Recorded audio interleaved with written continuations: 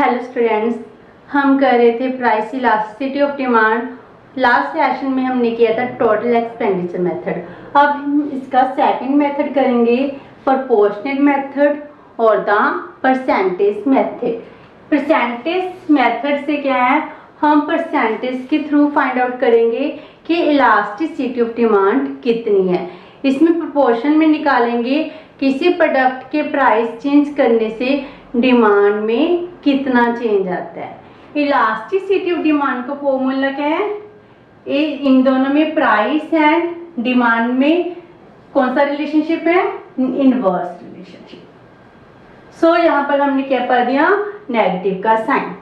इसका फॉर्मूला है percentage of proportionate change in quantity demand upon percentage change in price. Percentage change in quantity demand upon percentage change in price.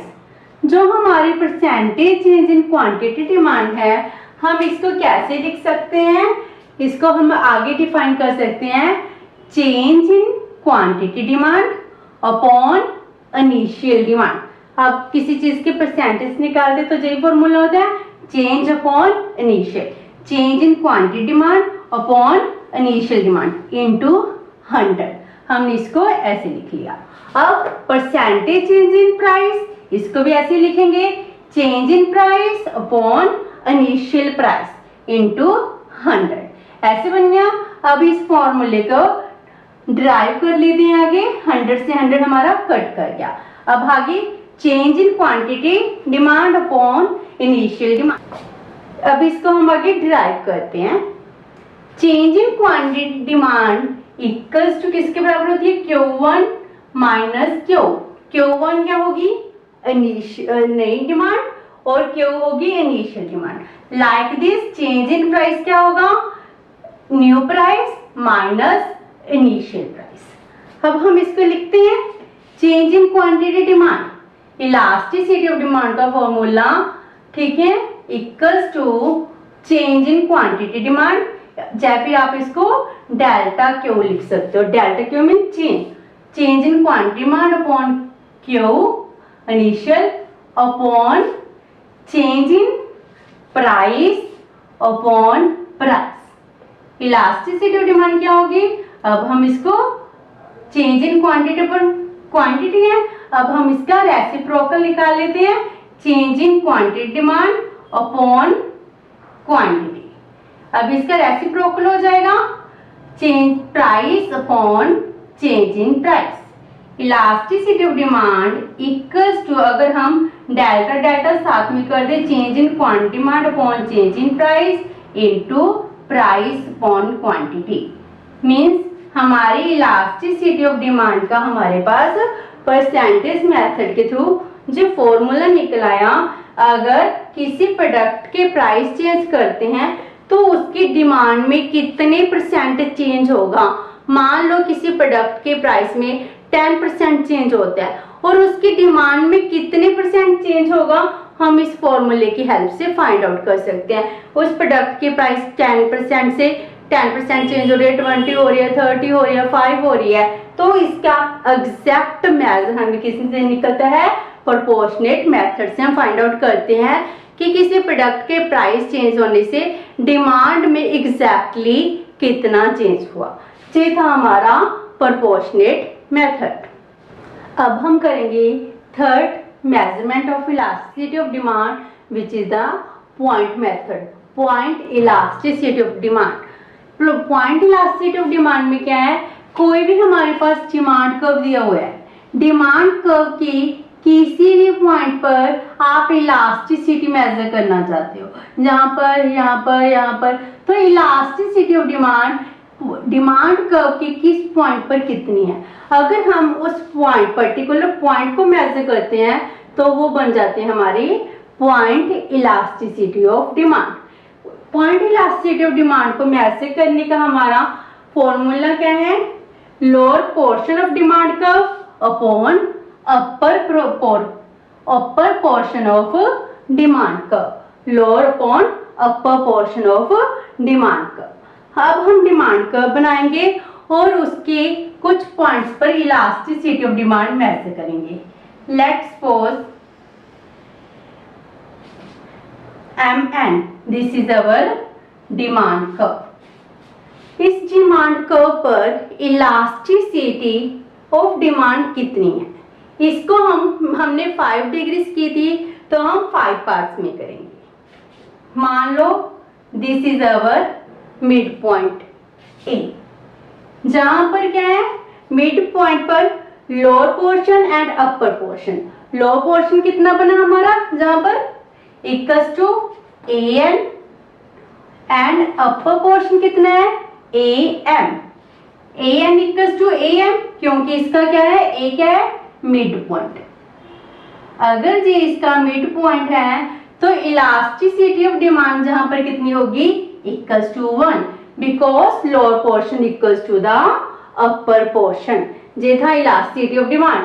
अगर किसी mid में है elasticity, मैसर कर रहे हैं डिमांड कर्व के मिड पॉइंट पर, तो इलास्टिसिटी ऑफ डिमांड क्या होगी, इक्वल्स टू 1। अगर हम इसके नीचे आ जाएं, let's suppose at point B.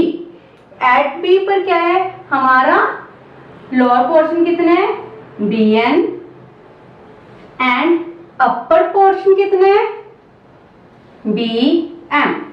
Means क्या है, lower portion is less than upper portion. So elasticity of demand जहां पर क्या होगी हमारी, लेस देन 1। इलास्टिसिटी क्या होगी, लेस देन 1। इसको अगर आप एग्जांपल से करें, मान लो जे है लोअर पोर्शन इज BN, मान लो जे 5 है एंड अपर पोर्शन कितना है, 10। तो B5/10 कितना बना, 0.5। सो इलास्टिसिटी ऑफ डिमांड कितनी होगी, लेस देन 1। अगर हम मिड पॉइंट के डाउनवर्ड आते हैं तो हमारी इलास्टिसिटी ऑफ डिमांड क्या होती जाती है, लेस देन 1 होती है। And here eight point N and on the x axis, जहां पर हमारा लोअर पोर्शन क्या है, 0, इसके आगे कोई भी नहीं है। लोअर पोर्शन कितना बन गया हमारा, 0। सो अपर पोर्शन कितना बन गया, सभी का सभी MN। तो इलास्टिसिटी ऑफ डिमांड जहां पर कितनी हो जाएगी, इक्वल्स टू 0। अगर हमने मैसर करनी है at point N, elasticity of demand कितनी है, जहां पर 0। प्रोडक्ट के प्राइस कितने मर्जी इंक्रीज करें, प्राइस डिमांड में कोई चेंज नहीं आएगा। और डिमांड कर्व के मिड के डाउनवर्ड प्रोपोर्शन में क्या होगा, इलास्टिसिटी ऑफ डिमांड हमारी लेस देन 1 होती है। अगर हम इसके अपवर्ड चलें, suppose AB at point C, elasticity of demand क्या होगी, अब इंक्रीज करती जाएगी। Elasticity of demand at point C, इसका फॉर्मूला क्या है, lower portion upon upper portion. Lower portion कितना हो गया, CN upon CM, CN upon CM। अब CN एंड CM कितना हो गया, मान लो suppose upper portion lower portion ज्यादा है, मान लो CN कितना है हमारे पास, 20 एंड CM कितना है, 10। 20/10 कितना हो गया, equals to 2। So elasticity of demand at point C कितनी हो गई, CN upon CM, which is equals to greater than 1। जहां पर इलास्टिसिटी ऑफ डिमांड कितनी आ गई हमारी, ग्रेटर देन 1। एंड अगर हम इसकी वर्टिकल प्रोपोर्शन में देखें, इसकी vertical portion which is touches to y axis at point M, जहां पर इलास्टिसिटी ऑफ डिमांड क्या होगी at point M, lower portion सारा का सारा प्रोपोर्शन क्या है, portion lower portion, MN upon upper portion तो है नहीं, सो अपर पोर्शन क्या हो गया, 0। अगर किसी के डिनोमिनेटर 0 हो जाए तो इलास्टिसिटी ऑफ डिमांड क्या होती है, infinity. So at y axis elasticity of demand क्या हो जाएगी, इनफिनिटी।